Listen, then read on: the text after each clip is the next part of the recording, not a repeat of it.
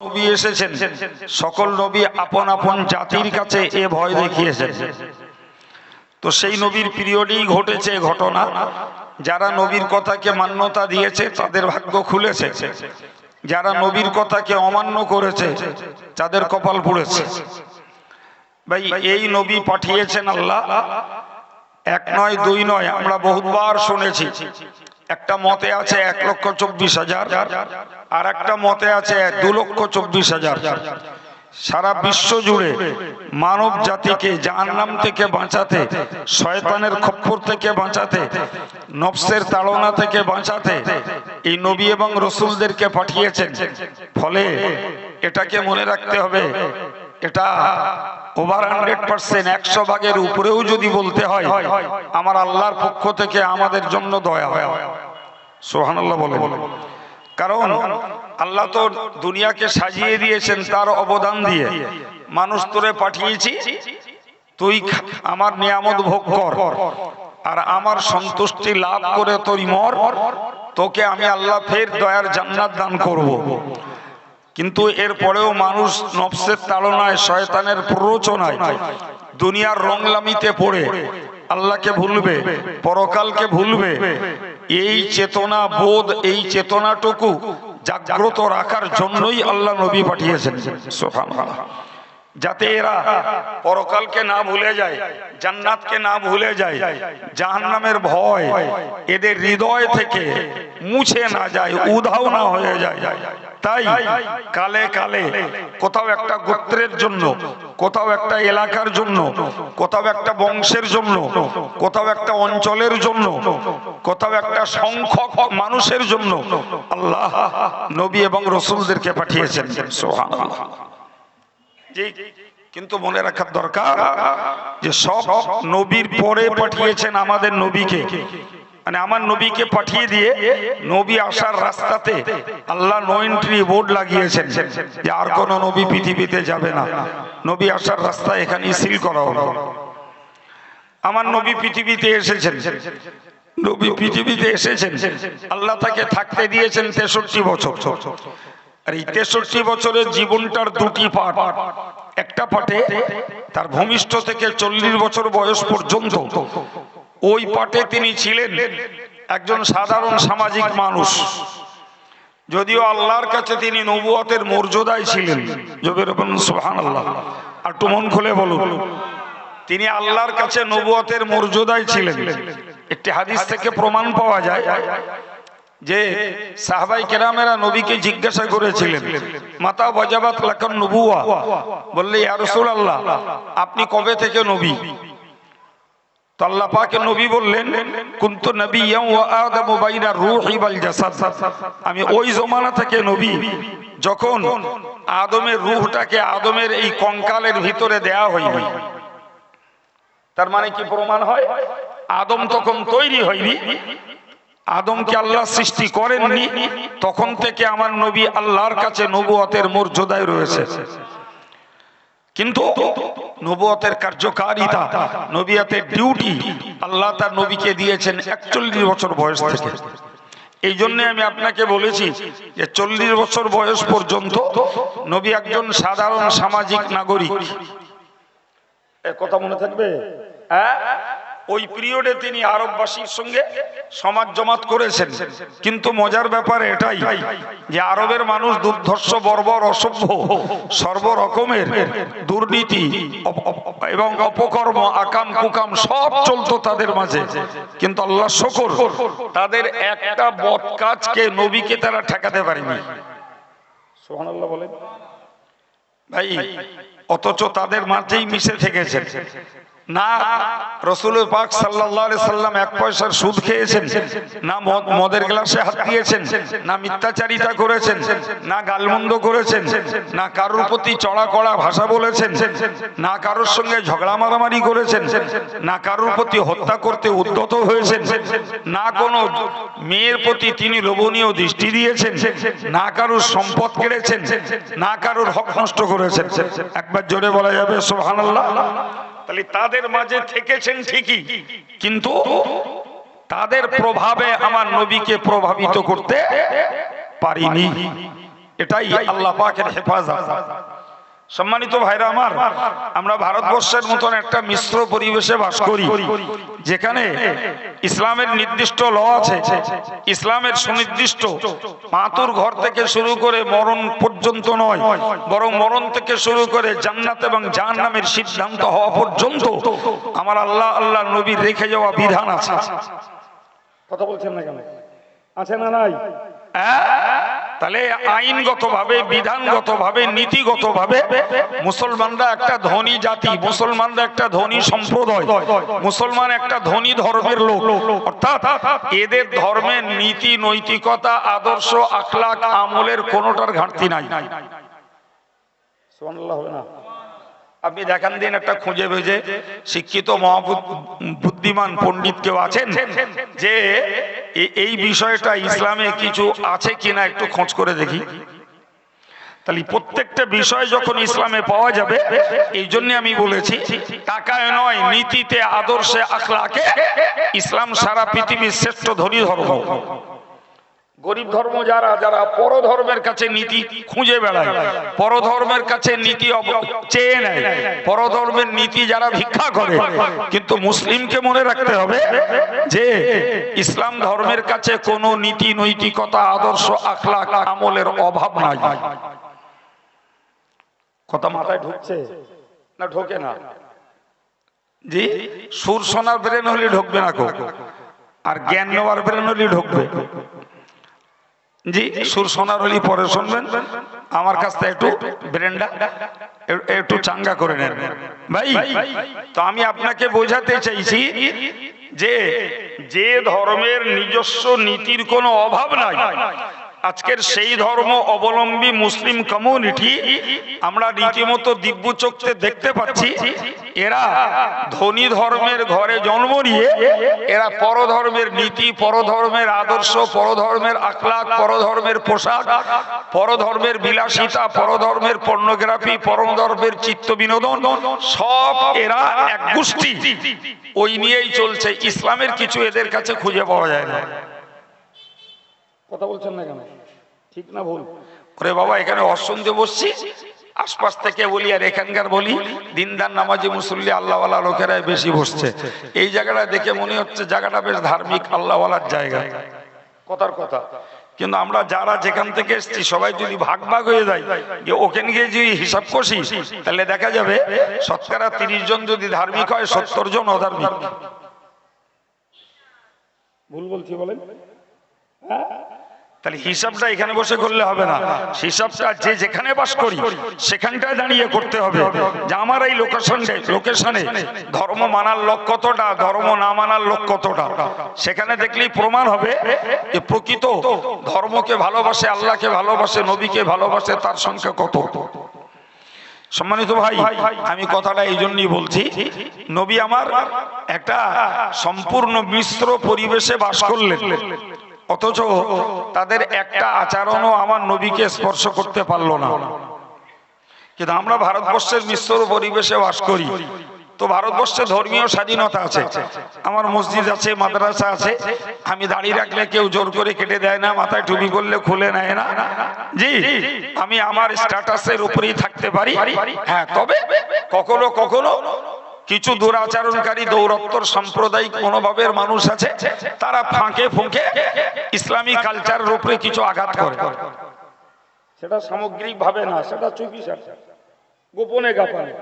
আচ্ছা ভাই, আমায় বলুন, আমার সামনের বাড়িটা হিন্দু, পিছনের বাড়িটা বৌদ্ধ, ডাইনের বাড়ি ইহুদি, বাঁয়ের বাড়ি খ্রিস্টান, মাঝখানের বাড়িটা আমার, আর আমি যদি এই চার ঘেরা টোপের মাঝখানে আমি যদি নামাজ পড়ি, দাড়ি রাখি, টুপি পরি, এরা আমার কাছ থেকে টুপি কেটে নেবে না দাড়ি কেটে দেবে?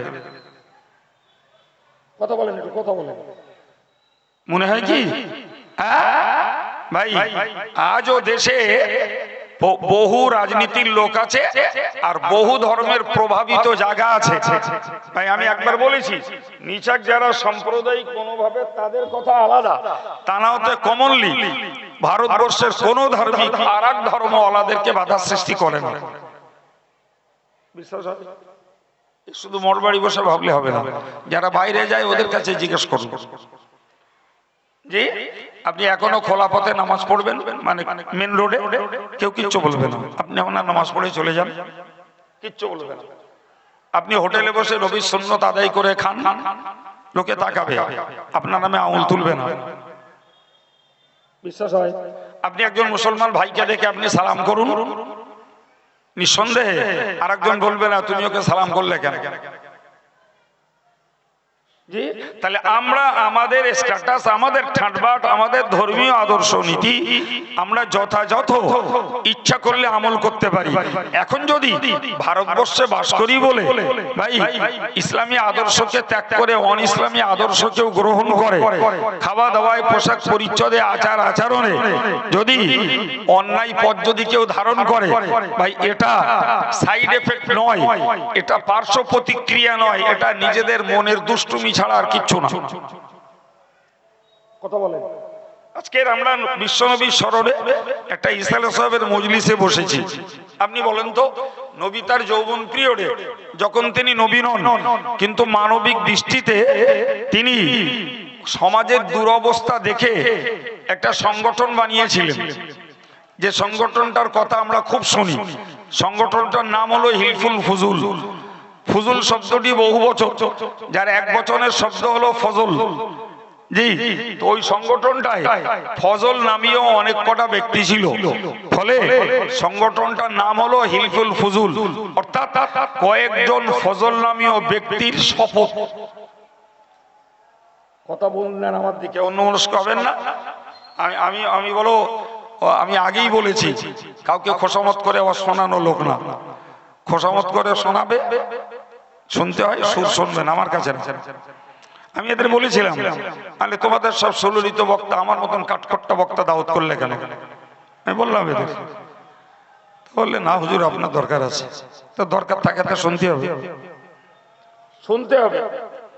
প্রিয় ভাই আমার, আবার বলছি, কথা মুখস্থ করুন যে রসুলের জামানায়, রসুলের পিরিয়ডে হিলফুল ফুজুল নামক একটি সংগঠন করলো, যে সংগঠনটায় ফজল নামীয় কয়েকজন ব্যক্তি সদস্য ছিলেন।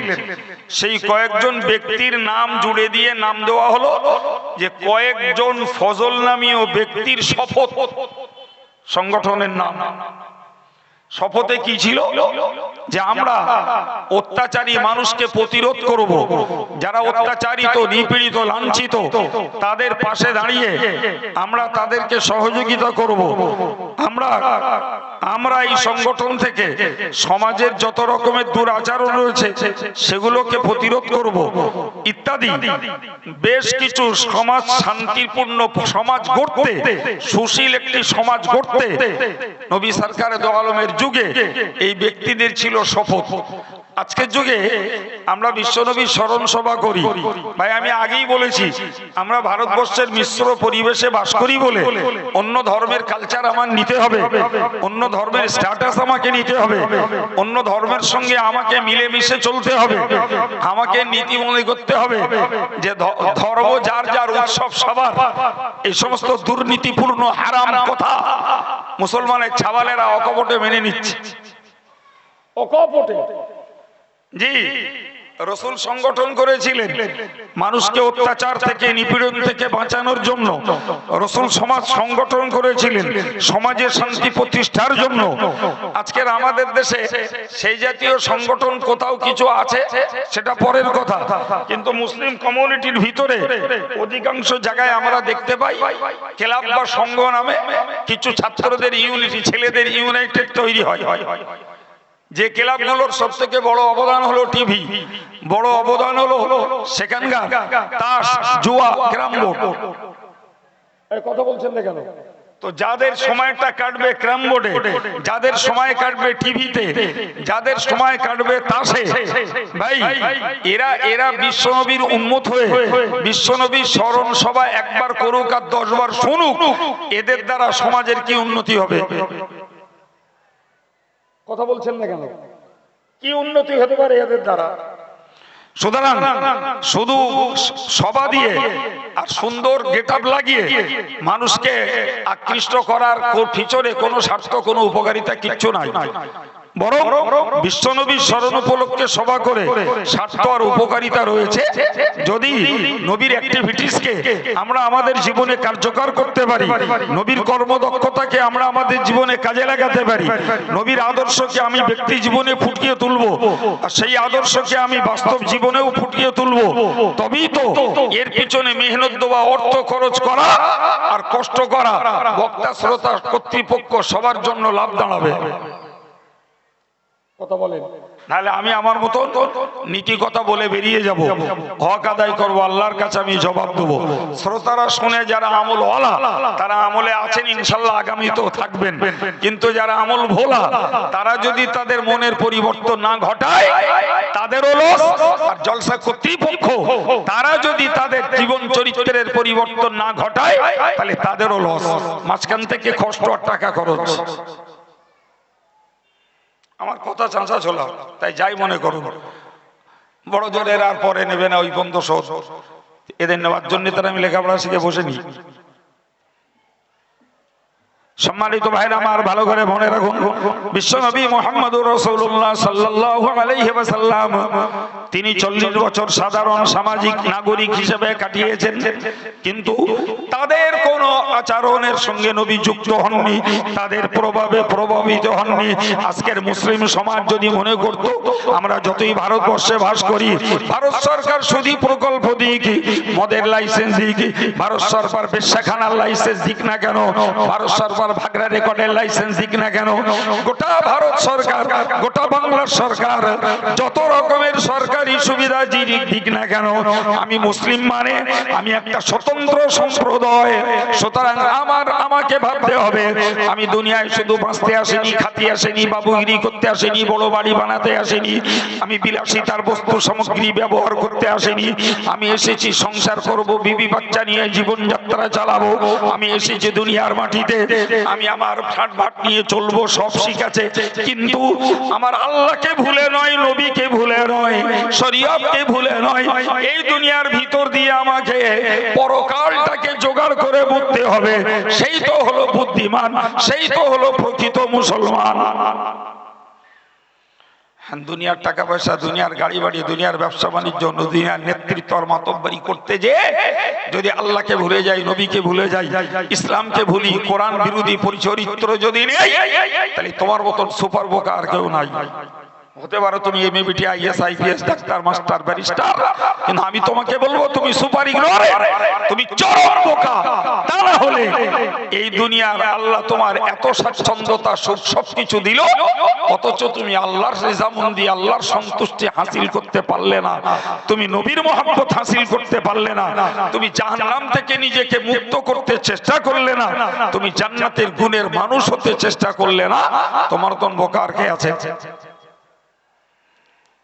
কথা বলেন জি প্রিয় ভাই আমার। তো আমি আপনাকে বোঝাতে এই জায়গাটায় এসেছি, যতই মিশ্র পরিবেশে বাস করি আমার নিজস্বতা আমাকে বজায় রাখতে হবে, আমার নিজের আভিজাত্য আমাকে বজায় রাখতে হবে, আমার নীতি আদর্শ আখলাক আমলের উপরে আমাকে দাঁড়িয়ে থাকতে হবে, তবে তো আমার ইমানদারিত্বের সার্থকতা হবে।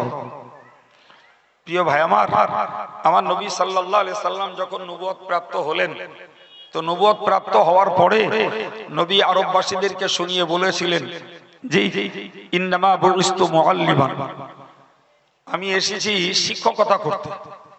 সুবহানাল্লাহ বলে, একটু মহব্বত করে বলে, নবী এসেছেন শেখাতে। এই কথা নবী নিজে বললেন। আমি আপনাদেরকে বলেছি একবার যে নবী রাসূল এর মানে হলো বার্তাবাহক, এর আরেক মানে হলো মাস্টার, শিক্ষক। তো নবী নিজেই বললেন আমি এসেছি শিক্ষকতা করতে। কি শিখিয়েছেন নবী? শিখিয়েছেন আল কোরআন, নবী শিখিয়েছেন তার মুখনিসৃত বাণী সুন্নাহ, যাকে আমরা সহজভাবে বলি হাদিস। জি, তো নবী শিখিয়েছেন তাদেরকে আল্লাহ চেনার রাস্তা, নবী শিখিয়েছেন জাহান্নাম থেকে বাঁচার রাস্তা, জান্নাতের রাস্তা, নবী শিখিয়েছেন আল্লাহর সন্তুষ্টির রাস্তা। এগুলো সব নবীর শেখানো বাবা। নবী এক কথায় বলেছেন যে আমি পৃথিবীতে শেখাতে এসেছি, যেটি সেটি হলো এই মানুষের চরিত্রের উন্নতি ঘটাতে এসেছে। সুবহানাল্লাহ বলেন। এর আগেই বলেছি যে চরিত্রের ভিতরে ছিল শিরক বিদআত, যে চরিত্রের ভিতরে ছিল সুদ মদ, হত্যা, নারীবাজি, কন্যা সন্তানের জীবন্ত পুঁতে ফেলা, স্ত্রী জাতিকে শান্তির সংসার না করতে দেওয়া এবং মিথ্যাচারিতা, যুদ্ধ বিগ্রহ ছিল যে জাতির পৌরসত্ব আর যে জাতির শৌর্য বীর্য, সেই জাতির কাছে নবী এসে বললেন আমি এসেছি তোমাদের চরিত্রের উন্নতি ঘটাতে। একবার চিল্লে বলুন সুবহানাল্লাহ। মাত্র 23 বছরের নবীর মিশন, 23 বছরের মিশনে 13 বছর দিয়েছেন মক্কা শরীফে, 10 বছর দিয়েছেন মদিনায়। এই 13, 10, 23 আরব সাম্রাজ্যের দুটি বড় বড় শহর মক্কা আর মদিনা শুধু নয়, পাশ থেকে আরো আমরা দেখতে পাই হেজাজ, ইয়েমান ইত্যাদি বিভিন্ন দেশে ইসলাম পৌঁছেছে। কিন্তু আমরা দুটিকেই যদি লক্ষ্য করি তা দেখব 23 বছরের রসুলের এই মিশনের দ্বারাতে গোটা মক্কা মদিনাতে দুশ্চরিত্রবান একটা লোক ছিল না। সুবহানাল্লাহ। আপনারা পালা বলে করে বলতেছেন, হ্যাঁ ঠিক আছে তাই হোক, মানে হালখাতায় রেখে দেন, পরে বলবেন কোন, এখন সুবহানাল্লাহ বলতে হবে। থাক, একটু মন খুলে বলা যাবে না সুবহানাল্লাহ? আমি এত বড় একটা কথা বললাম যে মক্কা মদিনার একটি লোকও দুশ্চরিত্রবান আর ছিল না। ক বছরের চেষ্টা গো? দুটো মিলে 23 বছর, ভাগ করলে এক জায়গায় 13 আর এক জায়গায় 10। জি, আশ্চর্য ব্যাপার। সেই মানুষগুলো নতুন করে শিরকে ডুবিনি, নতুন করে সুদে ডুবিনি, নতুন করে মদে না, নতুন করে পরের মাল আত্মসাৎ করবে, কেড়ে খাবে, এ মানসিকতা তাদের আর ছিল না।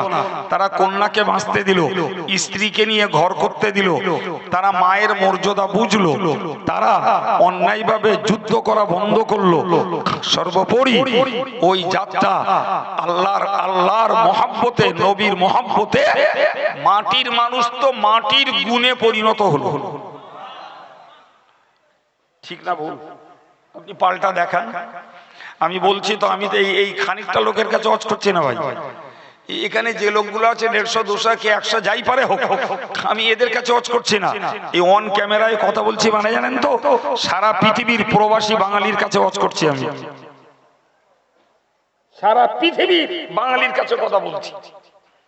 সে বাঙালি আমেরিকায় থাক, সে বাঙালি শ্রীলঙ্কায় থাক, সে বাঙালি হংকং এ থাক, আর ব্যাংককে থাক, আর চীনে থাক, আর বাংলাদেশে থাক, আর সৌদিতে থাক, যে ইচ্ছা করবে লিঙ্ক দিলে সে বাঙালি সেখানে বসে আমার কথা শুনবে। কত সহজ ভাববেন না যেখানে বসে ফাউ লেকচার মেরে দিয়ে টাইম পাস করে টাকা নিয়ে বাড়ি যাবো। যারা দায়িত্ব নিয়ে কথা বলে তারা অত ন্যাজ আলগা করার কথা বলে না। যাদের ন্যাজ টাজ নেই তারাই উল্টো পাল্টা বলতে পারে। প্রিয় ভাই আমার বক্তব্য আমি আপনাকে বোঝাতে চাইছি, 23 বছরের ভিতরে 23 বছরের রসুলের পরিচালিত মিশনের দ্বারাতে যে সমাজ থেকে সমস্ত রকমের অন্যায়, অত্যাচার, অবিচার দূরীভূত হলো। নবী আলাদা করে পাহারাদারি রাখেননি, গোলা বারুদ, বোমা, স্টেন গান, পাইপ গান, যে স্কাড মিসাইল ব্যবহার করতে যাননি। নবী চৌকিদার রাখেননি। ভাই আমার, নবী তাদের কাছে দিয়েছেন কোরআনের শিক্ষা, তাদের কাছে দিয়েছেন তার মুখনিসৃত বাণী সুন্নাহর শিক্ষা। এই শিক্ষার আলোকে তাদের জীবন চরিত্র তৈরি করেছে। ফলে তাদেরকে আলাদা করে কোন রকমের পাহারাদারি আর কোন ভয় দেখিয়ে তাদেরকে বলো লাইফ পরিবর্তন করানো হয়নি, বরং যেটাই হয়েছে তাদের আত্মবিশ্বাসের ভিত্তিতে আল্লাহর ভয় দেখিয়েছেন নবী। কিন্তু আল্লাহ তো সদ্য তাদেরকে মেরে দেননি। আল্লাহ তো সদ্য তাদের প্রতি কোন জুলুমবাজি, নাউজুবিল্লাহ, অত্যাচার করেননি। তোরা ইমান আন, নালে এক্ষুনি তোদেরকে সাবড়ে দেবো। তোরা ইমান যখন এনেছিস নামাজ পড়, নালে এক্ষুনি তোদের জমিনে ধাস নামিয়ে দেবো। তোরা যখন ইমান এনেছিস তাহলে রোজা রাখ, নাহলে তোদেরকে এক্ষুনি সব কটাকে আমি হার্ট ব্লক করে মেরে দেবো। এরকম কিছু আল্লাহ বলিলেন নাকি? জাস্ট ভয় দেখিয়েছেন। আল্লাহর ভয় করো, আল্লাহর ভয় করো। জি প্রিয় ভাই আমার, সেই ভয় ওদের বিশ্বাসে এসেছে। সেই বিশ্বাসের ভিত্তিতে তাদের জীবন চরিত্র পরিবর্তন হয়েছে। সুবহানাল্লাহ। সেই বিশ্বাসের ভিত্তিতে। সম্মানিত ভাইরা আমার, মনে রেখে দিয়ে আমি আপনাকে বুঝিয়ে বলতে চাইছিলাম, বিশ্বাস এমন একটা সম্পদ, বিশ্বাস করলে জীবন পাল্টে যায়, বিশ্বাস করলে মানুষের ভিতরে ভয় বাড়ে, বিশ্বাস করলে চরিত্র সংশোধন করে নেওয়া যায়, বিশ্বাস করলে পরে মানুষের সঙ্গে ভালো ব্যবহার করা যায়, বিশ্বাস করলে পরে আল্লাহকে না দেখেই আল্লাহর হুকুমকে আল্লাহর ভয়ে পালন করা যায়, বিশ্বাস করলে পরে 1400 বছর পরে জন্ম নিয়ে ওই নবীর সুন্নতকে সারা পৃথিবীতে যেখানে থাকি সেখানেই মান্যতা দেওয়া যায়। দরকার বিশ্বাস, বিশ্বাসটা দরকার।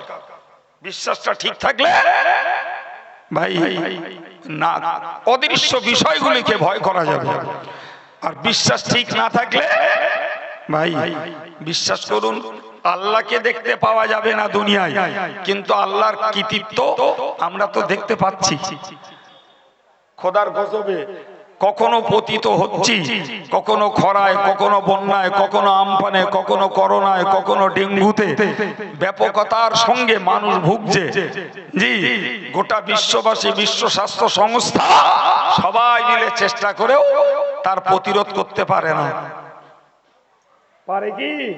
হ্যাঁ, তাহলে তো স্বীকার করতে হয় যে এর পিছনে অদৃশ্যে আর একটা হাত কাজ করছে। না কি বলবো? আমরা সেটাকেই বিশ্বাস করি আল্লাহ বলে। তুই বাবা যে ভাষায় বিশ্বাস করিস কর, কিন্তু একটা অদৃশ্য শক্তি রয়েছে, ওই শক্তিটার ভয় করাই হলো ইমানদারিত্বের ডিউটি। সব সামনাসামনি হয় না ভাই। প্রিয় ভাই আমার, তাহলে আমার নবী এসেছে চরিত্র সংশোধন করার জন্য। তো চরিত্র সংশোধন কি দিয়ে করেছেন? আমি আপনাকে বলেছি থ্রো কথায়, কোরআন দিয়ে, সুন্নাহ দিয়ে। কি দিয়ে? জোরে বলেন, জোরে বলেন। কোরআন দিয়ে। তাহলে কোরআন কার কালাম? আল্লাহর কালাম। সেই আল্লাহর কালামটা আল্লাহ আমার নবীর কাছে দিয়েছেন, দিয়ে বললেন ওয়া আনজালনা ইলাইকা যিকরা, ও নবী আমি তোমার কাছে কোরআন নাজিল করেছি। আমি তোমার কাছে কোরআন নাজিল করেছি কিসের জন্য? লিতুবাইয়ানা লিন-নাস, তুমি কোরআনটাকে মানুষের কাছে বায়ান করে দেবে তাই। সুবহানাল্লাহ। কোরআন দিয়েছি নবী তোমাকে শুধু শেখার জন্য না, তোমার ব্যক্তিগত আমলের জন্য না, শুধু কোরআন দিয়েছি তুমি তোমার ব্যক্তিগত জীবনে ফুটিয়ে তুলবে এবং এই কোরআনকে মানুষের কাছে তুমি বিবৃত করবে, বয়ান দেবে, মানুষকে কোরআনের পথে আহ্বান করবে। এই জন্য তোমাকে কোরআন দিয়েছি। সুবহানাল্লাহ বলেন। তাহলে কি হবে? জি, আমার আল্লাহ বললেন মা নুজিলা ইলাইহিম লাআল্লাহুম ইয়াতাফাক্কারুন, মানুষের কাছে যেটাকে নাজিল করা হয়েছে ওইটা নিয়ে মানুষ ভাববে। সুবহানাল্লাহ বলো। আমরা ভাববো, আমরা ভাববো। আমরা নবীর কাছ থেকে শুনিনি, নবীর কাছ থেকে আমরা শুনিনি, কিন্তু নবীর ওয়ারেসান আলেমদের কাছ থেকে আমরা শুনেছি। সুবহানাল্লাহ বলেন। নবীর কাছ থেকে যারা শুনেছিল ভাই, তারা ভেবে চিন্তে বিশ্বাস করে আল্লাহর একত্ববাদের প্রতি ঈমান এনেছিল। সুবহানাল্লাহ। তারা ভেবে চিন্তে বুঝে সুঝে আব্দুল্লাহর বেটা মুহাম্মদকে আল্লাহর রাসূল বলে মেনে নিয়েছিল। সুবহানাল্লাহ। যারা নবীর কাছ থেকে শুনেছিল, শোনা বোঝার পরে তারা ওই কোরআনের নির্দেশ অনুযায়ী তারা 5 ওয়াক্ত নামাজি হয়েছিল। ওই নবীর কাছ থেকে শুনবার পরে তারা ওই সমাজের প্রচলিত সমস্ত বদ আচরণগুলো, আকাম কুকামগুলো সব এক এক করে ত্যাগ করে দিয়েছে। সুবহানাল্লাহ। যখন যে হুকুমটা এসেছে আল্লাহর পক্ষ থেকে অবনত বস্তুকে বিনা কিন্তু কথায় তারা মেনে নিয়েছিল। সুবহানাল্লাহ। আমাদের মতো নরম না ভাই। আমাদের কেরাম বলেন দিন হুজুরির বক্তৃতা আমার স্বার্থে আসলে হুজুর ভালো, হুজুরের লাইফ টাইম দাও। আর বাইদি ভাই যদি হুজুরির বক্তৃতা আমার স্বার্থের বিরুদ্ধে গেছে, আমি হোতা নেতা খেতা, আমি এখানকার এত বড় অর্থশালী ধনী, আর আমার বিরুদ্ধে বক্তৃতা ওই মৌলবী যদি তুলেছিস এরপরে তোদের 1 পয়সা চাঁদা নি। মদ্দা তো দূরের কথা, মেয়ে ছেলেরা বলতে যে এই মৌলবী আল্লাহর পয়সা দেবো না। বলো বুঝতে পারেননি কথা? একদম পরিষ্কার।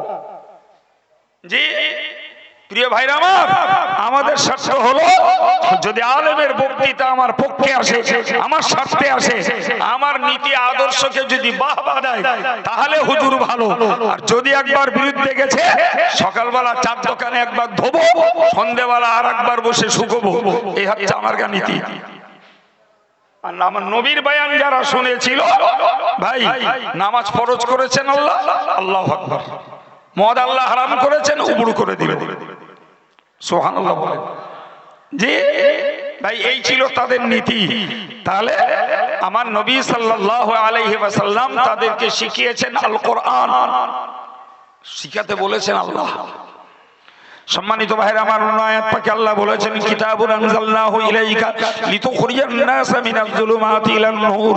ও নবী, তুমি মনে রাখো তোমার কাছে আমি কোরআন পাঠিয়েছি, উদ্দেশ্য আমার অন্য কিছুই নাই। আল্লাহ বলছেন লিতুখরিজান নাসা মিনাজ যুলুমাতি ইলান নূর, মানুষকে কুসংস্কারের অন্ধকার থেকে বার করে আলোর দিকে নিয়ে যাবে, শিরক থেকে বার করে তাওহীদের দিকে নিয়ে যাবে, কুফর থেকে বার করে ঈমানের দিকে নিয়ে যাবে, বেদাত থেকে বার করে সুন্নতের দিকে নিয়ে যাবে। এই জন্যই তোমার কাছে কোরআন পাঠিয়েছি।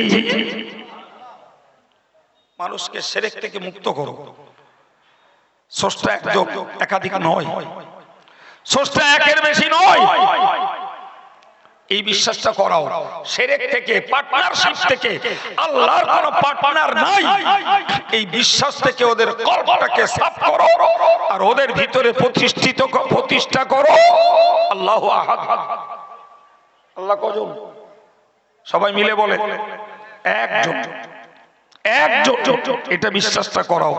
এটাই হলো শিরক থেকে বাঁচিয়ে তাওহীদের পথে মানুষকে টেনে আনা। তথ্য যুক্তি কোরআনে প্রচুর বিদ্যমান। আমি অত কথা বলতেও পারবো না, অত জ্ঞান গুণ যোগ্যতাও নেই। সময়ের মধ্যে যতটুকু পারছি আল্লাহ মনে জোগাচ্ছে বলে দিচ্ছি। তবে শুধু এইটুকুনি মনে রাখুন, কোরআন বলেছে লাউ কানা ফীহিমা আলিহাতুন ইল্লাল্লাহ লাফাসাদাতা, যদি আসমান আর জমিনে এক আল্লাহ ছাড়া অনেকগুলো নাউজুবিল্লাহ স্রষ্টা থাকতো তো জমিন আসমান একটাও ঠিক থাকতো না, সব কবে ধ্বংস হয়ে যেত। কবে যেত না, যেত না। ওরে বাবা, এক কথা বলতো অনেকদিন পূব দিক থেকে সূর্য উঠছে, কালকে পশ্চিম দিক থেকে উঠুক। আর একজন বলতো না, অনেকদিন পশ্চিম দিক থেকে উঠেছে, এবার একটু উত্তর দিক থেকে উঠুক। কথা বুঝতে পারছেন না? জি। আর একজন বলতো মৌসুমী বায়ু দক্ষিণ দিক থেকে অনেক দিক থেকে বয়ে, অনেক দিন ধরে বয়েছে, এবার একটু পূর্বী হাওয়া বক। ঠিক থাকতো পৃথিবী? কথা বলে। এই জন্য আল্লাহ বলেছে যে হে নবী, তুমি ওদেরকে এই কোরআনের দ্বারা কুসংস্কারের অন্ধকার থেকে বাঁচিয়ে ওদেরকে আলোর দিকে নিয়ে এসো। সেই আলো কি? শিরক থেকে বার করে তাওহীদ, একত্ববাদ। সুবহানাল্লাহ, আল্লাহ লাখো শুকরিয়া। আমাদের নসিবে কি ছিল জানি না, আল্লাহ অন্তত আমাদেরকে ঈমানদারের ঘরে পাঠিয়েছেন বিধায় আমরা অন্তত আল্লাহকে এক বলে এক চান্সে বিশ্বাসটা করতে পেরেছি। মন খুলে বলেন ভাই, আল্লাহ যদি আমাদেরকে অন্য ঘরে পাঠাতেন, আমরা এক বাক্যে লা ইলাহা ইল্লাল্লাহ স্বীকার আর বিশ্বাস করতে পারতাম বলে মনে হয়?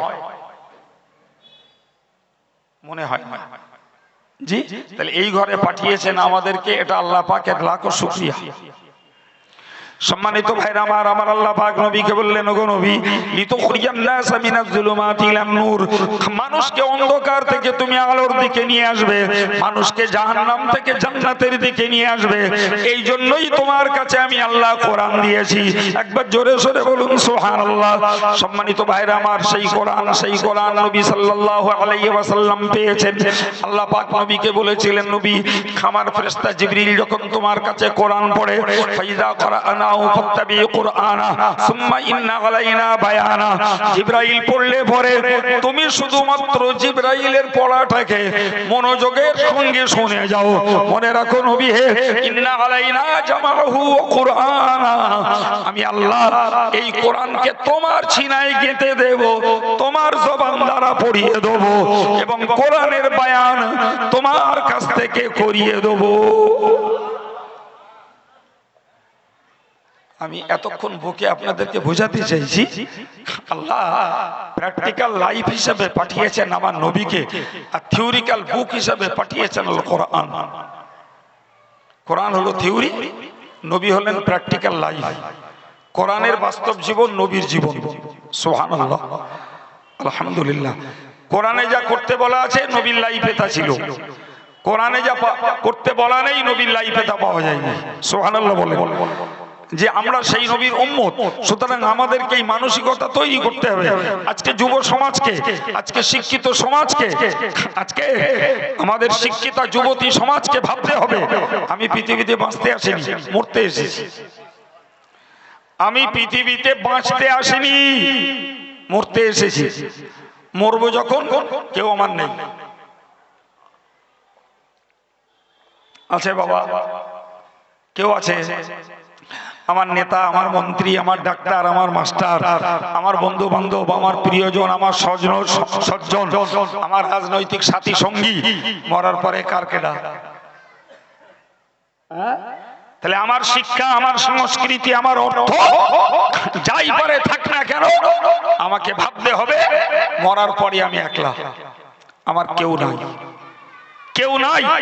সুতরাং যে ভাইরা মুরব্বীরা ধর্ম আচরণ করে আল্লাহর পথের পথিক হয়েছে, আমি আশা করি এই কথাগুলো শুনবার পরে তাদের মনটা আরো মজবুত হবে এবং তারা ধর্ম আমলের প্রতি আরো বেশি আকৃষ্ট হবে। তো এদের জন্য তো অ্যাকচুয়াল ওয়াজ নয় রে বাবা, বিশ্বাস করুন না। মজলিসটা টোটালে মাইক বন্ধ করে দিয়ে একটা বক্স লাগিয়ে দিয়ে আমাকে কিছু আল্লাহওয়ালা লোক দেন, এসব ওয়াজ করবো না, তাদের জন্য আলাদা ওয়াজ আছে। কিন্তু এ তো আলাদা পরিবেশ, আলাদা পরিবেশ। সুতরাং এখানে আমার সার্বিক সমন্বয় বজায় রেখে কথা বলতে হচ্ছে। জি, তো মুরব্বী যারা আমল ওয়ালা যারা, তারা আলহামদুলিল্লাহ তাদের আখের গুছাচ্ছে এবং এরাম শুনলে পরে তাদের মনটা মজবুত হয়, আরো আখেরের প্রতি তাদের মন আকৃষ্ট হয়। জি, কিন্তু দরকার তো ওদের যারা কোরআন হারা, যারা নামাজ হারা, যারা তাসে মত্ত, জুয়ায় মত্ত, মোবাইলের ফ্রি ফায়ার আর পাবজিতে ডুবে রয়েছে, যারা নেকের ছবি দেখায় ব্যস্ত, যারা সুদে মত্ত, যে মেয়েগুলো ড্যাং ড্যাং করে ঘুরে, বেপরদায় ঘুরে কোরআনের আইনকে বুড়ি আঙুল দেখাচ্ছে, যে বাপের মেয়ে আর যে স্বামীর বউ আর যে সন্তানের মা আর যার বাড়ির ভাবি ড্যাং ড্যাং করে ঘুরে বেড়াচ্ছে, দরকার তো ওদের। এখানে তো ম্যাক্সিমাম দেখছি ধার্মিক আল্লাহওয়ালা, দরকার তো ওদের। কথা বলছেন না কেন? 4 ঘন্টা, 4.5 ঘন্টা কি 5 ঘন্টার মোকদ্দমা, গড়ে দেখা যাবে লাখখানিক টাকা শেষ। কথা বলছেন না কেন? হ্যাঁ, এই 1 লাখ টাকা খরচ করে শুধু তেলা মাথায় তেল দেবো, এ তো তেলা মাথায় তেল হচ্ছে। তেল যার মাথায় নি তার মাথায় দিলি তো লাভ, কিন্তু যে তেল মাকে তার দিয়ে লাভটা কি? সে তো তার তেল আছে বলে মাখতেছে, জানি। রাগ করছেন আমার কথায়? রাগ করলে আর কি করবো? জি, হায় হায়, এভাবেই চলছে আমাদের সমাজের অজের মহড়াগুলো। আর অতি শেষ হচ্ছে 1 লাখ, 1.5 লাখ, 2 লাখ করে শেষ হয়ে যাচ্ছে। জাতির অবস্থা কি ভাবার লোক নাই। তো আমি আপনাকে বোঝাচ্ছি যে আল্লাহ একদিকে পাঠিয়েছেন নবী, আর একদিকে পাঠিয়েছেন কোরআন। আর নবীর রেখে যাওয়া শ্রেষ্ঠ মুজিজাটাই হলো কোরআন। ভাই, নবীকে পাঠিয়েছেন দেখানোর জন্য, আর কোরআনকে পাঠিয়েছেন বিধান শেখাবার জন্য। কোরআন সংবিধান, আর ওই সংবিধানের বাস্তব জীবন আমার নবীর জীবন। মাশাআল্লাহ, আমার নবীর জীবনটাকে ফলো করেছেন সাহাবায়ে কেরামেরা, তাবেঈনরা, তাবা তাবেঈনরা, ইমাম মুস্তাহিদিনরা, পীরানে তরিকাত, বুজুর্গানে দ্বীন, আউলিয়ায়ে কেরাম, আলেমে হাক্কানি, মুফতিয়ানে কেরাম, এরাই। জি, প্রচুর মুরব্বী আছে, এরা বই পড়তে পারে না, এরা কোরআন হাদিসের কিচ্ছু বোঝে না। রাগ করবেন না, আমি সত্যটাই বলছি। এরা কোরআন হাদিস বোঝে না, বই পড়তে পারে না। এরা জীবনে মাদ্রাসায় পড়িনি, স্কুল কলেজেও যায়নি, কিন্তু পীর ওলিদের আদর্শ আখলাকের মানুষগুলোকে কাছ থেকে দেখেছে, কাছ থেকে দেখেছে। আল্লাহ ওয়ালাদেরকে দেখেছে, বুজুর্গদের দেখেছে, ফুরফুরার পীর সাহেবদের আওলাদদেরকে দেখেছে। জি, এবং সেই আওলাদদের অনুকরণকারী আমাদের পূর্বে যারা পরলোকগত হয়েছেন এরকম আলেম ওলামাদেরকে দেখেছে। দেখতে দেখতে তারা নামাজি, আল্লাহওয়ালা, সুন্নতি পোশাক, দাড়িওয়ালা, টুপিওয়ালা, তাসবিহওয়ালা হয়ে গেছে। জোরে বলো। ঠিক বলছি না ভুল বলছি? আজকের কোথায়, আজকের কোথায় ভাই জানেন? এই মন তৈরি করতে গেলে জ্ঞান লাগে। কি বলেছি বলেন? মন তৈরি করতে, আমার সঙ্গে কথা বলেন না, মন তৈরি করতে গেলে জ্ঞান লাগে। আর এই জ্ঞান সংগ্রহ করতে হয় তিনটে পথে। কটা পথে? তিনটে পথে। একটি পথ হলো পড়া, আরেকটি পথ হলো শোনা, যেটা আপনারা করছেন, সুবহানাল্লাহ। আরেকটি পথ হলো সঙ্গলাভ করা, কারো সাথে সাথে করলে পিঠে থাকা, ওঠা বসা, তার খাওয়া পেওয়া, তার আচার আচরণ, তার চাল চলন সবগুলোকে ফলো করা। সুবহানাল্লাহ। আমাদের বাস্তবটা মিলিয়ে নেন ভাই। প্রথমত পড়ার পরিমাণ আমাদের শতকরা 10 জন হবে বড় জোর, তাও বেশি হয়ে গেছে কিনা সন্দেহ। 100 জন যদি লোক ধরা যায়, 10 জন পড়ে ধর্ম শিখেছে বলে আমার সন্দেহ। 90টা শিখেছে শুনে শুনে। সুবহানাল্লাহ বলুন। আমার কথা মনে মিলছে না? মনে হচ্ছে কথা নেওয়া যাবে না। মনে মিলছে? যদি মনে করেন না কথা ঠিক না, প্রমাণ করেন আপনি। এই লোকেশনটাই যত মানুষ ধর্ম করে জিজ্ঞাসা করুন কটা লোক বই পড়ে ধর্ম শিখেছে, পাবেন না খুঁজে। জি, আমাদের দেশের সাধারণ ধার্মিক লোকগুলো অধিকাংশ এরা অল্প পড়ুয়া। এরা সেই সেকালে 2 পাস 3 পাস 4 পাস। জি, সেকালে অত স্কুল কলেজ পড়াশোনার এত বিধি ব্যবস্থা ছিল না। খেটে খুটে খেতো, সংসার চালাতে চালাতে নাকের জল চোখের জল হতো, পড়বে কখন? এরা তিলি মহাব্বতে, আলেমদের মহাব্বতে, পীর ওলিদের মহাব্বতে এরা তাদের কাছে ঘেঁষে ঘেঁষে শুনে শুনে ধার্মিক হয়ে গেছে। কিন্তু পরবর্তী প্রজন্মকে দেখেছি প্রচুর শিক্ষিত লোক রয়েছে, প্রচুর মুসলিম ডাক্তার আছে, মাস্টার আছে, ব্যারিস্টার আছে, মিনিস্টার আছে, এমএলএ আছে, এমপি আছে, জি ওইরকম ম্যাম আছে, সাহেব আছে, কত রকম আছে। এরা বাংলা স্কুল লাইনে লেখাপড়া শিখে, এরা ইউনিভার্সিটিতে লেখাপড়া শিখে, এরা পার্থিব বিদ্যা অর্জন করে অর্থ কামাইয়ের পথ খুঁজে পেয়েছে। ভালো, কেউ বিজনেস, কেউ টিউশনি, কেউ সার্ভিস খুঁজে পেয়েছে। শুকরিয়া, আল্লাহ আপনার পুরস্কার দিয়েছে লেখাপড়া শিখা, ঠিক আছে। ও ভাই, তুমি যখন অতটা লেখাপড়া শিখেছো বাবা, তা তোমার তো দুনিয়ার চিন্তাটা কমে গেছে। জি, বড় ব্যবসায়ী তুমি, বড় একজন টিউটার তুমি, একজন বড় মাস্টার মশাই, একজন ডাক্তার বাবু, একটা ভালো সার্ভিস তুমি পেয়ে গেছো, তাহলে তো তোমার তো দুনিয়ার টেনশনটা নেই। তাহলে তুমি যে এতদিন লেখাপড়া শিখেছিলে, তা তুমি তো কিছু ধর্মীয় বই পুস্তক একটু পড়াপড়ি করতে পারতে বাপ, নাকি আমার বলা ভুলে যাচ্ছে? তুমি তো একটু কোরআনের তাফসীর পড়তে পারতে, তুমি তো একটু হাদিস পড়তে পারতে, তুমি তো ইসলামী স্টাডিজ ফতোয়া ফারাজগুলো পড়তে পারতে, তুমি তো রাসূলুল্লাহর বায়োগ্রাফি, রাসূলুল্লাহর জীবনচরিত বৃত্তান্ত পড়তে পারতে, তুমি তো ইসলামিক হিস্ট্রিটা পড়তে পারতে। হ্যাঁ না বলেন? তোমার মধ্যে তো বিদ্যা আছে, ওই বুড়ো মুরব্বীগুলোর মধ্যে নেই। ওরা শুনে, ওরা পাশে বসে, ওরা সঙ্গ লাভ করে করে ধার্মিক হয়েছে। তুমি তো পড়ে শুনে একটু চোখলা ধার্মিক হতে পারতে।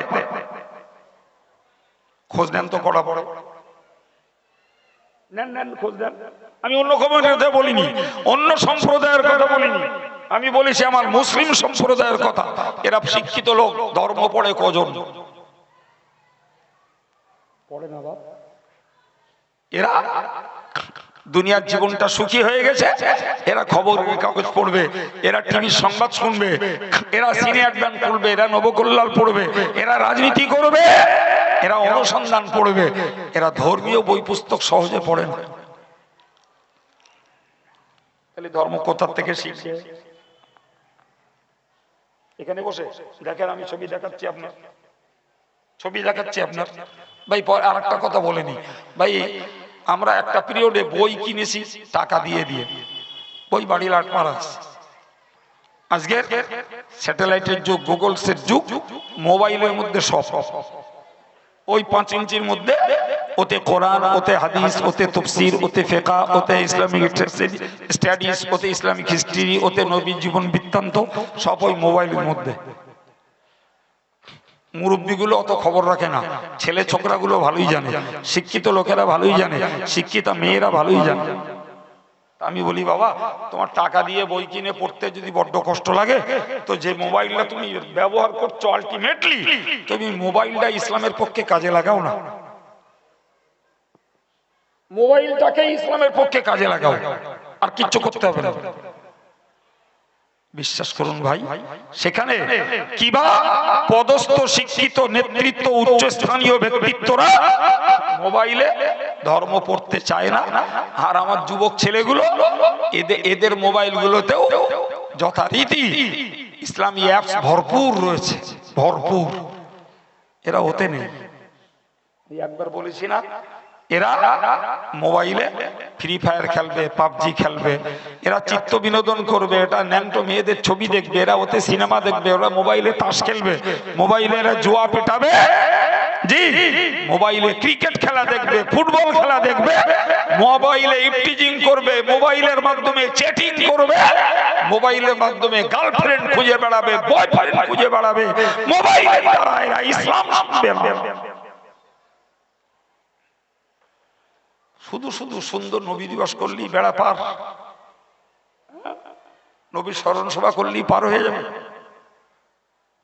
তোমার বই কিনে পড়তে হবে না, তুমি তোমার মোবাইলটাকে পড়ো, ওইটাই কাজে লাগাও। নাই, আপনি বলেন প্রচুর পরিমাণে শিক্ষিত মেয়ে রয়েছে আমাদের ঘরের বউ বৌমা আছে না নাই? আচ্ছা, যারা মাধ্যমিক, উচ্চ মাধ্যমিক, গ্রাজুয়েশন পাস করে এসছে, জি একটা সংসার হয়েছে তার। আচ্ছা, ওই মেয়েগুলো যদি চেষ্টা করে, ওই মেয়েগুলো যদি চিন্তা করে যে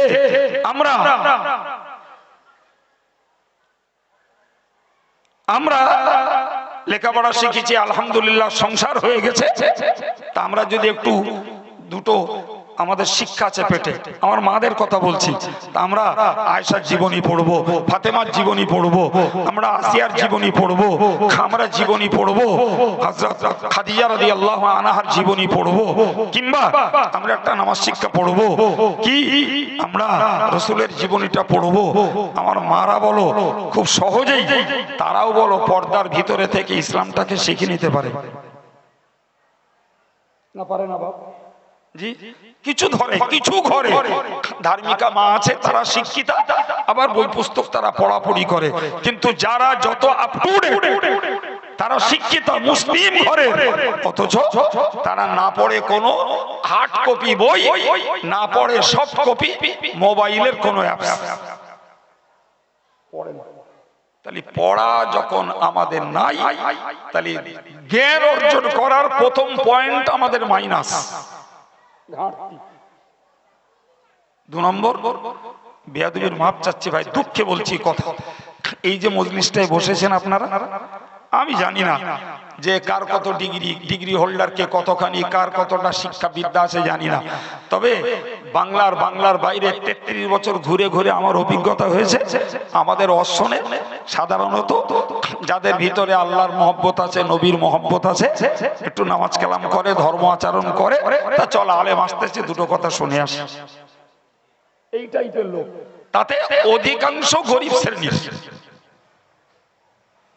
অধিকাংশ কম শ্রেণীর শিক্ষিত ধনীরা আমাদের অশ্বরে, তারা এক কথায় বোঝে যে আমরা যা শিক্ষিত এদের মতন মৌলবীরা জানে রাখি, এরা ফকরি বিদ্যে শেখা লোকেরা কিচ্ছু জানে না, ফলে আমাদের ডাক্তারের শোনে না, খুব একটা মাস্টারের শোনে না, অ্যাডভোকেটের শোনে না, ব্যারিস্টারের শোনে না, এমএলএ এমপিরা শোনে না, আমাদের কোন হাই পোস্টের সার্ভিস হোল্ডার, উঁচু পদের চাকরিজীবীরা শোনি।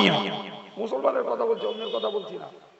তাহলে এই যে লোকগুলো পীর ওলিদের অশ্বনে আলেমদের সোহবত নিয়ে নিয়ে আল্লাহওয়ালা হয়েছে ভাই, তো আমার একদল ভাই, এরা যদি পড়াশোনা বইতে না পড়তো, মোবাইলে না পড়েও যদি একটু শুনতো, তাও তাদের ভিতরে একটা পরিবর্তন আসতো। আমার কথাটা কেটে দেন আপনি। হ্যাঁ, তাহলে এই জাতি কিভাবে আল্লাহর প্রিয়তা লাভ করবে, কিভাবে নবীর সুন্নতকে এরা শিখবে, আর কিভাবে সুন্নতকে পালন করবে, আর কিভাবে এই জাতি জাহান্নাম থেকে বেঁচে জান্নাতের দখলিকার হবে? বাবা, সম্মানিত ভাইরা আমার, আমি আপনাকে বললাম মন তৈরি করার জন্য জ্ঞান লাগে, আর জ্ঞান অর্জনের জন্য তিনটে পথ। একটি হলো পড়া, আরেকটি হলো শোনা, আরেকটি হলো সঙ্গ লাভ করা। এ ভাইরা আমার, নবীর প্রচুর সাহাবী, প্রচুর পরিমাণে সাহাবী যারা ওই জমানার মানুষ, প্রাথমিক অবস্থায় তারা যখন ইসলাম কবুল করেছে, কোরআন তখনও পর্যন্ত তাদের বোধগম্যে আসেনি, হাদিস তখনও পর্যন্ত তাদের বোধগম্যে আসেনি। শুধু নবীকে দেখে দেখে তারা তাদের আচরণ, তাদের ভাষা, তাদের ব্যবহার, তাদের মিষ্টি মধুর আলাপ, তাদের লেনদেন এবং তাদের সামাজিকতা, তাদের রাজনীতি, তাদের অর্থনীতি, তাদের ব্যবসা নীতি, তাদের মানবিক নীতি, তাদের ব্যবহার নীতি, সব কিছুই তারা আমার নবীকে দেখে দেখে শিখে নিয়েছে। বিশ্বাস করুন, দাদা হুজুর, বসের হুজুরের সময়কার অনেক মানুষ, বড় হুজুর, মেজ হুজুর, ছোট হুজুর কেবলাদের সময়কার অনেক মানুষ, ওই মানুষগুলোকে দেখে দেখে আল্লাহওয়ালা হয়ে গেছে। বিশ্বাস করেন আপনি? হ্যাঁ, তারা জীবনে মাদ্রাসায় পড়েনি, অথচ আলেমের মর্যাদা পেয়ে গেছে। শুধু এই সমস্ত বুজুর্গ বান্দাদের জুতো বয়ে, ব্যাগ বয়ে, উজুর পানি তুলে দিয়ে তারা আল্লাহওয়ালা হয়ে গেছে। বিশ্বাস হয়? আমার কথার প্রমাণ এই যুব সমাজ না দিলেও মুরব্বীরা 100 দেবেন। কথা বলে আজকের যুগে সেই সঙ্গটা কোথায়? সেই সঙ্গটা কোথায়? আমাদের সময় কাটছে সন্ধ্যা হলে চায়ের দোকানে, ক্যারাম বোর্ডে, রাজনীতির গল্পের আসরে, টিভির পর্দায়। আব্দুল কাইয়ুমকে পাবো না, কি আজকের আরো কারা কারা বক্তা আছে তাদের কাছে না ঘেঁষতে পারবো না, কিন্তু আমার মসজিদে একজন যোগ্য আলেম ছেলে আছে, সে বোনাফাইড ইমাম, 5 ওয়াক্ত ইমামতি করে। তা আমরা যদি সন্ধ্যার পরে তার কাছেও যে যদি 1 ঘন্টা সময় দিতাম, সারাদিন কাজ কাম জল করে ভাটায় হাতের কাছে যে যেখানে থাকি সন্ধ্যাবেলা ইমাম সাহেবের সঙ্গে যোগ করলাম যে আমরা 1 ঘন্টা হুজুর আপনার কাছে বসবো, আমাদের একটু কোরআন পড়াবেন, আমাদের একটু নামাজ কালামটা শিখিয়ে দেবেন, আমাদের দৈনিক দোয়া কালামগুলো একটু শিখিয়ে দেবেন, নবীর সুন্নতগুলো একটু আমাদের কানে ফেলে দেবেন, যতটা পারি সেগুলো আমরা আমল করব। কই এরকম সমাজের 20টা যুবক কোনোদিন ইমামকে বলেছে বলে মনে হয়? আরে কথা বলে না, আপনাদের রেকর্ডে থাকে তা বলেন, আমি কথা উড্র করি। আছে? যদি একটা মক্তব চালানো হয় সেখানেও খোসামত করে করে ছেলেপিলে খুঁজ দিয়ে হয়, খোসামত করে করে।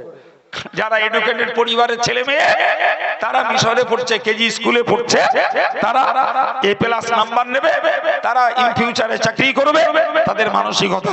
সুতরাং তারা মাধ্যমিকের ফাঁকে আর উচ্চ মাধ্যমিকের ফাঁকে বা ছেলে মেয়েগুলো একটু কোরআন পড়াচ্ছে, পাশে বেদিতি যে যদি বাদে না বাদে। কিন্তু দরকার ছিল কি? দরকার ছিল প্রাথমিক জীবনে আগে কোরআনের তালিমটা ওর ভেতরে দিয়ে দেই। ও ক্লাস 4 5 পড়ার আগে ও কোরআন শিখবে, উজু গোসল শিখবে, পাক না পাকি শিখবে, ও দৈনিক জীবনের দোয়া কালামগুলো শিখবে, ও নামাজের নিয়ম পদ্ধতিটা শিখবে ভাই।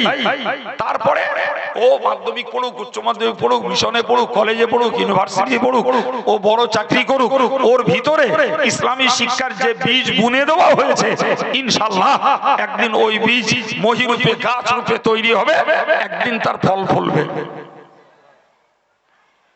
কিন্তু তার আগে এরকম মজলিসে বসে গার্জিয়ানদের মনটা তৈরি করতে হবে। তো গার্জিয়ানদের আলেমের কাছ থেকে অক্সিজেনটা নিতে হবে, এই উৎসাহটা নিতে হবে, এই উদ্দীপনাটা নিতে হবে, তবে তো গার্জিয়ানগুলো তটস্থ হয়ে তাদের মানবিকতা প্রবণতা তৈরি হবে। ছেলে মেয়েদের প্রতি কড়া নজরদারি, কোনো কথা না, মক্তব কামাই করা হবে না, চল চল মক্তবে পড়ে আগে আছে আছে বাবা, শুধু এরা মজই চলবে। হ্যাঁ চলছে তো, কত দেখতে পাচ্ছি। জি, আমরা অল ইন্ডিয়া সুন্নাতুল জামাতের পক্ষ থেকে কেরল থেকে একটা মডেল, একটা পদ্ধতি এনে এক্ষুনি 250 ইসলামিক কেজি স্কুল চালাচ্ছি। কটা বললাম? আমাদের মিনিমাম 1 to 4, ম্যাক্সিমাম যারা হায়ারে হবে জি আপ টু সে অনার্স কোর্স পর্যন্ত এই লেভেলে করতে পারবে। তা তোর বাবা অদ্দূর না যাওয়ার ইচ্ছা থাকে তুই 4 পর্যন্ত পড়, বাংলা শেখ, আরবি শেখ, ইংরাজি শেখ, তিনটি শেখ, তিনের সমন্বয়ে পড়ানো হয়। বিশ্বাস করুন, বেয়াদবির ক্ষমা চেয়ে বলছি, আমাদের মডেলের একটা স্মার্ট বাচ্চাকে যদি তুলে দেওয়া হয় না, 40 বছর নামাজির চোখ জানিয়ে যাবে। একটু বাচ্চা বলে কি শিখলো কি করে এরা? তাদের পিছনে তদারকি করতে হবে, পাহারাদারি করতে হবে, তাদের পিছনে মেহনত দিতে হবে, তবে তো তারা তৈরি হবে। দেখছেন না এই কেজি স্কুলগুলোতে, মিশনের যে স্কুলগুলোতে পড়ছে, আর গাড়ি এসে বাচ্চাগুলোকে নিয়ে যাচ্ছে, অল্প কিছুদিনের মধ্যে ইংরাজি বলছে, আর বাংলা খুব একটা বলতে চায় না। যাই সামনে বাংলার জিনিস আসুক, ও সঙ্গে সঙ্গে তার ইংরাজি শব্দটা বলে।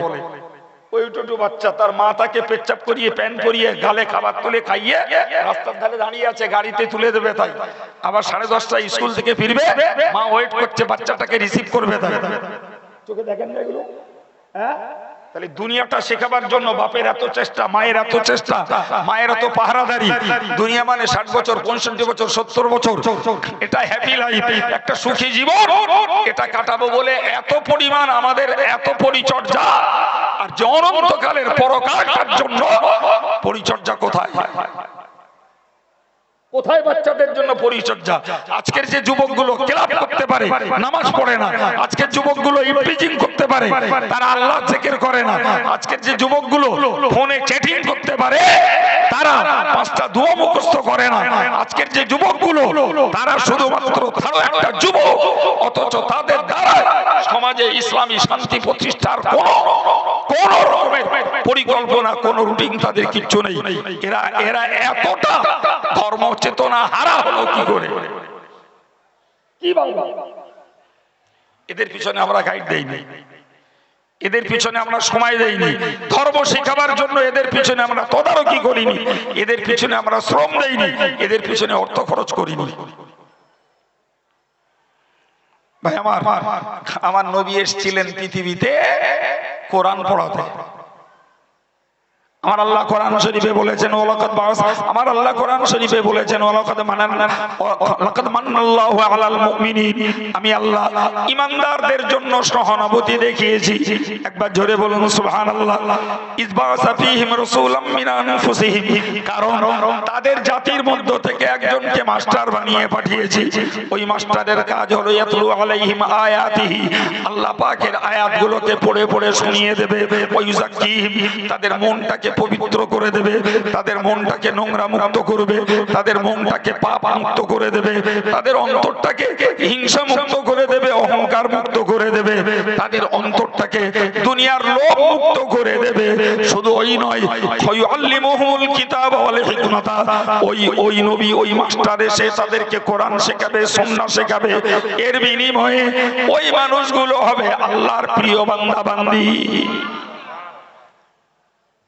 শুধু নবী দিবস, বিশ্বাস করুন, আপনাকে একটা মশলার কথা বলি, মনে রাখুন। নবীর মায়ের গর্ভে থাকার ঘটনা, নবীর জন্মকালীন ঘটনা, নবী পাকের শৈশবকালীন ঘটনা, নবী পাকের কৈশোরকালের ঘটনা, নবী পাকের যৌবনকালের ঘটনা, নবী পাকের বৈবাহিক জীবনের ঘটনা, নবী পাকের এই মুজিজা, ভাই এইগুলো না, এইগুলো শোনা জানা নফল, কারণ ওগুলোর ভিতরে আমাদের করার কিচ্ছু নেই। ওইগুলোর ভিতরে আমাদের করার কিছু আছে বলে মনে হয় না, কিচ্ছু নাই। শুনলে একটা জ্ঞান হয়, একটা তৃপ্তি হয়, বড় জোর বিনিময়ে কিছু মানুষের অন্তরে একটু মহব্বত বাড়ে। ফলে ওইগুলো বলা আর শোনা, কি বলেছি বলেন দিন মশলা, এই রে সবাই মিলে বলেন, আমি অযোজনার করছি না, নফল। নফল কাজ করলে সব পাওয়া যায়, না করলে। মিলাদ মানে রসুলের জন্ম বৃত্তান্ত, তো রসুলের জন্ম বৃত্তান্ত আলোচনা করা মুস্তাহাব, করলে সওয়াব আছে। কিন্তু জানেন, যে কাজটা ফরজ সেই কাজের জ্ঞান অর্জন করা ফরজ। শুনে রাখুন, যে কাজ ওয়াজিব সেই কাজের জ্ঞান অর্জন করা ওয়াজিব, যে কাজ সুন্নাত সে কাজের জ্ঞান অর্জন করা সুন্নাত। ভাই এখন যদি নবীর মুজিজা বলা হয় সুবহানাল্লাহর ফোয়ারা ছুটে যাবে আর বলবে হুজুর সুন্দর ওয়াজ করেছে। নবীর মায়ের গর্ভে থাকাকালীন কারামত মুজিজাগুলো যদি বলা হয়, নবীর জন্মকালীন ঘটনাগুলো যদি বলা হয়, শুনতে সুন্দর লাগবে, কিন্তু ওতে ঘাড়ে কিছু দায়িত্ব পড়বে না, কিছু করার পথও পাওয়া যাবে না। যাবে কি? জি মনে রাখবেন। সুতরাং নবী এসেছেন পৃথিবীতে তার মুজিজা শোনাতে নয়। যদি মুজিজা শুনে আমরা কিছু করতে পারতাম তাহলে ইমাম জালালউদ্দিন সিয়ুতি লিখেছেন আমার রাসূলুল্লাহর প্রমাণিত মুজিজার সংখ্যা 1000। সুবহানাল্লাহ বাড়িয়ে ওই জন্য একবার বলিলাম সুবহানাল্লাহ হালখাতার জন্য থাক, একটু মহব্বত করে বলেন। কটা মুজিজা? 1000 প্রমাণিত মুজিজা।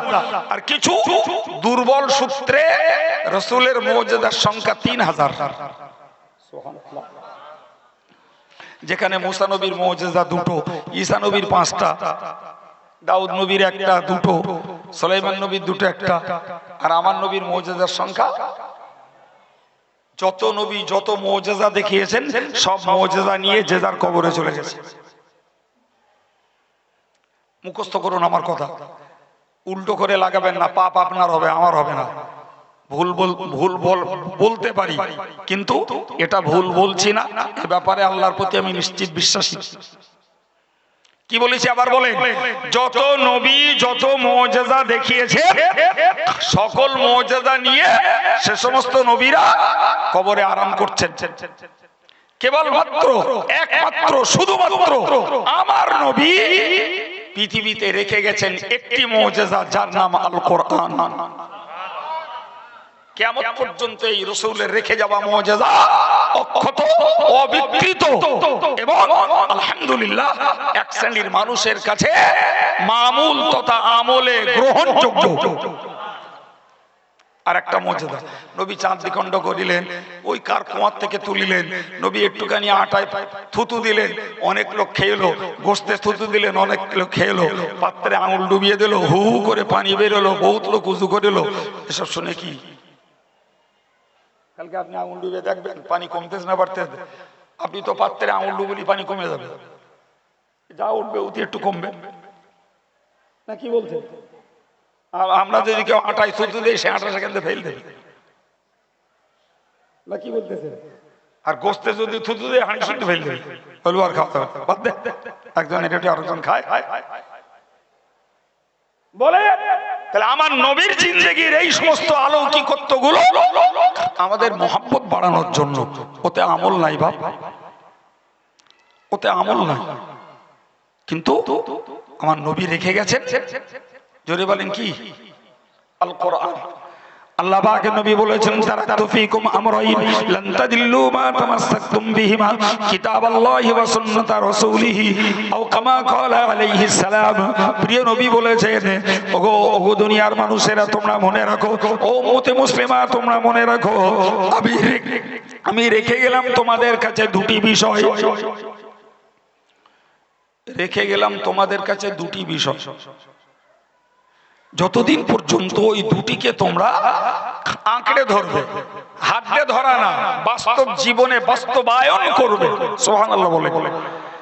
আমি কোরআন যদি বুকে ধরে থাকি আর নামাজ যদি না পড়ি তা কোরআন আমার পার করে দেবে বলে। আমি বুখারী শরীফের কিতাবটা যদি মাথায় করে বয়ে বেড়াই আর নবীর সুন্নতকে যদি বুড়ি আঙুল দেখাই তো বুখারী শরীফ আমাকে জাহান্নাম থেকে জান্নাতে নিয়ে চলে যাবে। আঁকড়ে ধরার মানে হলো সেই কোরআন সুন্নাহর বাণীগুলোকে নিজেদের জীবনে বাস্তবায়িত করার নামই হলো আঁকড়ে ধরা। যত তোমরা এগুলোকে বাস্তবায়ন করবে, আমি রাসূলুল্লাহ বলছি, কেউ তোমাদেরকে পথভ্রষ্ট করতে। সুবহানাল্লাহ বলে। আপনি বাস্তব প্রমাণ নেন ভাই, যে মানুষগুলো নামাজ পড়ে। আচ্ছা বলেন তো, দুনিয়া জুড়ে নামাজ না পড়ার একদল লোক আছে না নাই? বলেন বলেন। নামাজ না পড়ার একদল লোক আছে, নামাজের বিরোধিতা করার একদল লোক আছে। বাবা আপনি বলবেন এই নামাজ পড়ার বিরোধিতা একদল লোক করছে বলে নামাজি মানুষগুলো নামাজকেও বাদ দিয়েছে,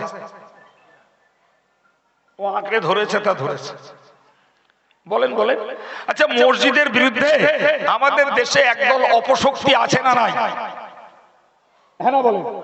তো মসজিদ তৈরি করা মানুষ বন্ধ করেছে, না যেগুলো করেছিল সেগুলো জমাত করা বন্ধ করে দিয়েছে? না বলো বাবা। জি, দুনিয়া জুড়ে এই চক্রান্ত চলছে, রোজা রাখা বন্ধ হোক। রোজা রাখলে শরীর দুর্বল হয়, শ্রমিকদের শক্তি কমে যায়, দেশের উৎপাদন কমে যাবে, রোজা রাখা বন্ধ করো। আচ্ছা, যারা রোজা রাখা মুসল্লি বাবা, এদের কাউকে আপনি রোজা ছাড়াতে পারবেন? সুবহানাল্লাহ বলে বলে। জি, যে লোকটা সুদ খায় না, আপনি শত চক্রান্ত করে ওরে সুদ খাওয়াতে পারবেন না। যে লোকটা মদ খায় না, আপনি কোন অংশে জ্ঞানগত অবস্থায় ওর হাতে মদের গ্লাস আপনি ধরাতে পারবেন না। ঠিক কিনা বলেন? তাহলে যারা কোরআন আর সুন্নাহর আমলকে একবার জীবনে ধরেছে, ও জীবন দিতে প্রস্তুত, আমল ছাড়তে প্রস্তুত নয়। আর কোরআন সুন্নাহর বিরোধী যে সমস্ত নিষেধের কাজ যারা জীবনে করেনি, ইচ্ছাকৃত সহজে তাদের দ্বারা করানো বলে যাবে যাবে না। যদি শয়তানের চক্করে, নফসের তাড়নায়, কোন পরিবেশের পাল্লায় পড়ে কখনো একটা গান না শোনা মানুষ যদি গান শুনে ফেলে না ভাই, তা তার আর সারাদিন মন ভালো যাবে না। সে শুধু বলবে করলুমটা কি জীবনে, কি করে আল্লাহর হিসাব দেবো, এবং ঘন পাকে আল্লাহর কাছে তওবা করবে, আল্লাহ অনিচ্ছায় পরিস্থিতির পরিপ্রেক্ষিতে আল্লাহ আমি গান শুনে ফেলেছি, তুমি আমার মাফ করে দাও। ফর এক্সাম্পল, একটা বাসে উঠলেন মালঞ্চ থেকে কলকাতায় যাবেন, জি, সে বাসে ভিডিও ক্যামেরা চলছে। জি, যারা গান ভক্ত তারা মনে করলো 2 in 1, যাবো ভাড়া কেটেছি কলকাতা যাবো বলে গানটা ফাও শোনা হচ্ছে। আর যে বেচারা গান শোনে না, ওর মধ্যে মরার মতন ঘুমানোর নাম করে চোখ বুঝিয়ে বসে থাকবে, কিচ্ছু করার নেই।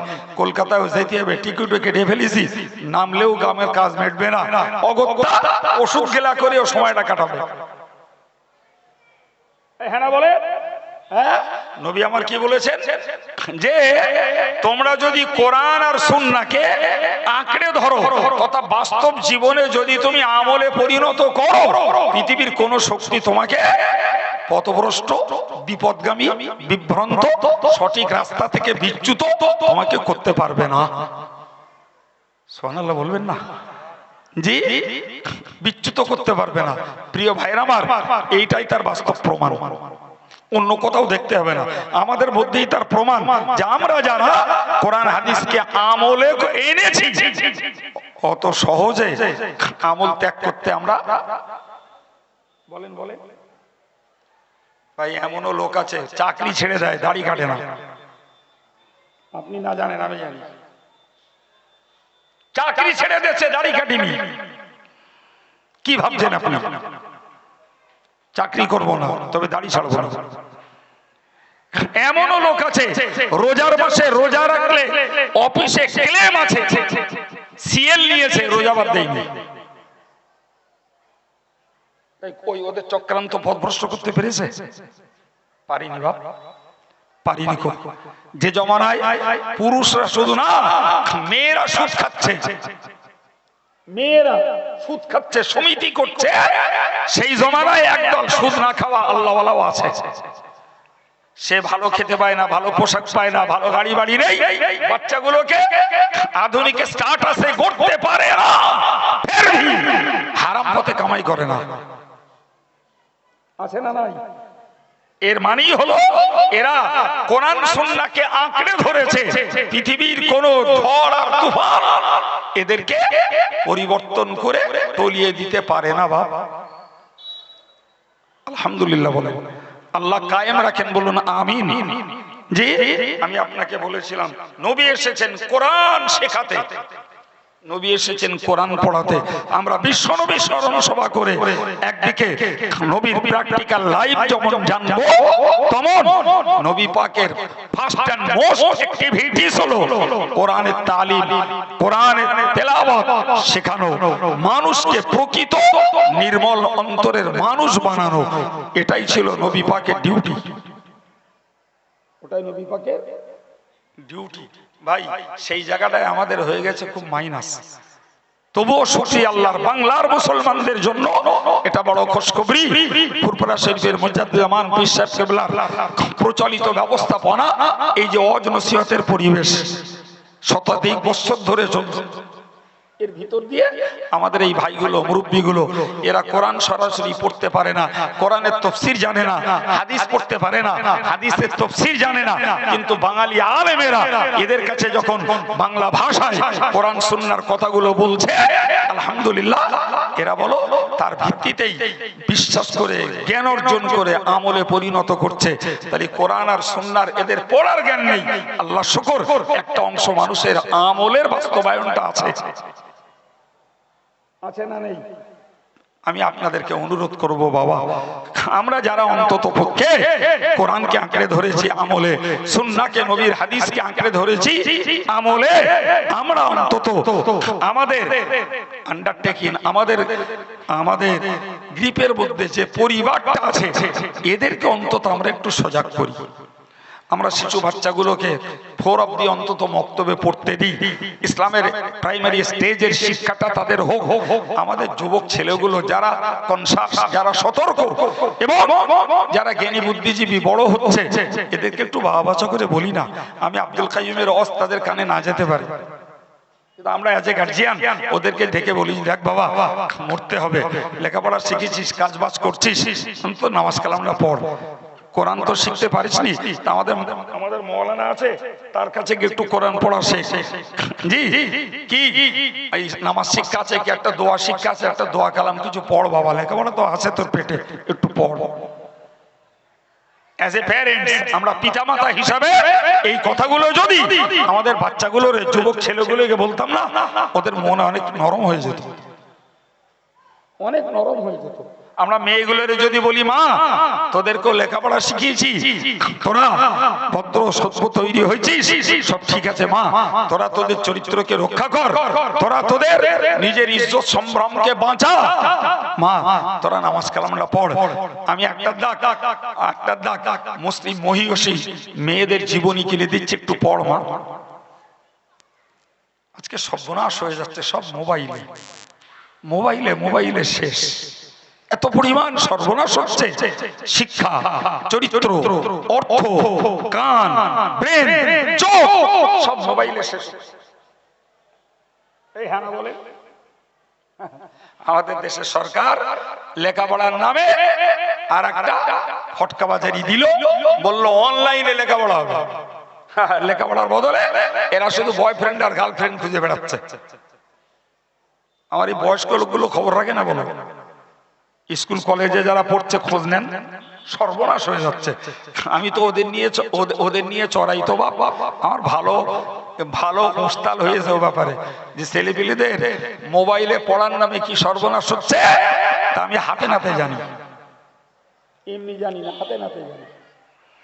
জি, ফলে আমি আজকে এই বিশ্বনবী স্মরণ উপলক্ষে কিছু কথা, এসব সেজে পড়ে আসিনি, আল্লাহ যা মনে জুগিয়েছেন বলেছি, গালি দেইনি, অশ্লীল ভাষা বলিনি, অশ্রাব্য ভাষা বলিনি। এই ব্রেনগুলোর দাম আছে, ব্রেনগুলোকে একটু কালচার করতে, ব্রেনগুলোকে একটু সংস্কার করতে, ব্রেনগুলোকে একটু সতেজ করতে, ব্রেনগুলোতে উৎসাহ উদ্দীপনা যোগাতে, হৃদয়ে একটু অক্সিজেন দিতে আমার এই বক্তব্য। যদি মনে হয় যে আব্দুল কাইয়ুমের কথা থেকে আমরা আমাদের চলমান কিছু ভুল বুঝতে পারছি, আমরা আমাদের কিছু ভবিষ্যতের করণীয় দায়িত্ব কিছু বুঝতে পারছি, ওইগুলো যদি আমার স্থানীয় যুবকেরা নেন, আমার মুরব্বীরা যদি পারিবারিক ভাবে নেন, তাহলে একটা সভা অনেকের হেদায়েতের ওসিলা হয়ে দাঁড়াবে বাবা, ঠিক কিনা বলে। আর যদি মনে করি এই ট্রেডিশন একদল দেয় আর হুজুররা করে আর আমরা একদল শুনি, ট্রেডিশন চলছে না ভাই, একেবারে চলে না। বলো, শুধু ট্রেডিশন চললে এই ধার্মিক লোকগুলো পাওয়া যেত না। তাহলে ট্রেডিশনের ভিতর দিয়েও কিছু কাজ হচ্ছে, এটা অস্বীকার করার জায়গা নেই। কিছু কাজ হচ্ছে, সেই কাজের পরিমাণটা বাড়ুক। দরুদ শরীফ আল্লাহুম্মা।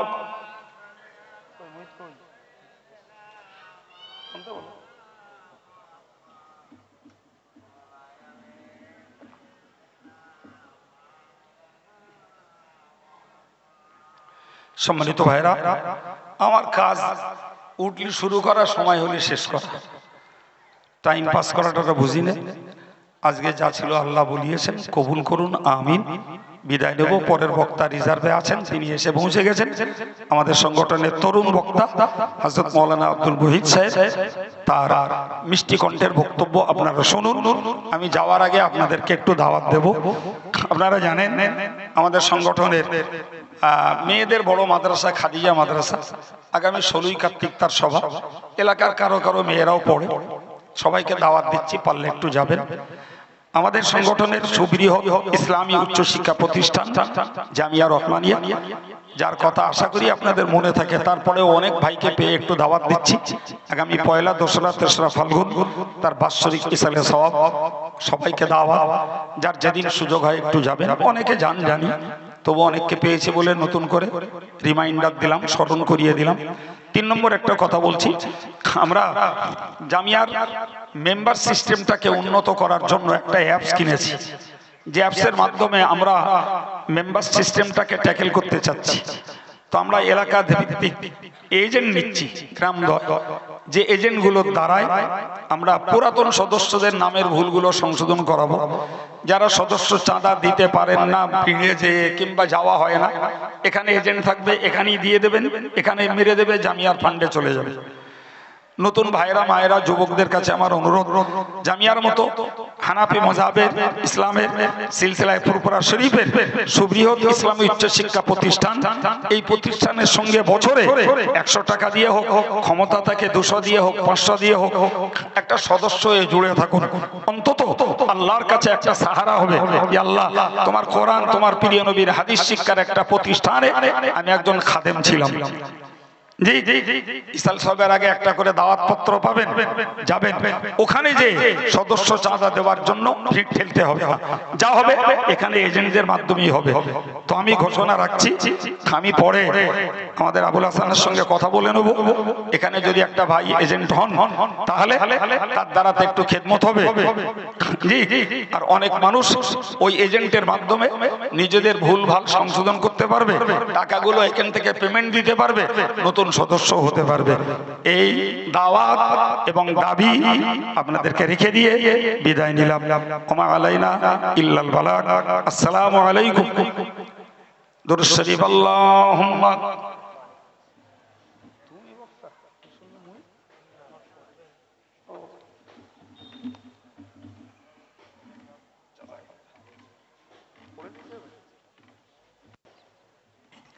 এবার আপনাদের সম্মুখে বক্তৃতা রাখবেন জনাব হযরত মাওলানা মুফতি বাকিউল্লাহ সাহেব নলডি। তা আপনারা ওটা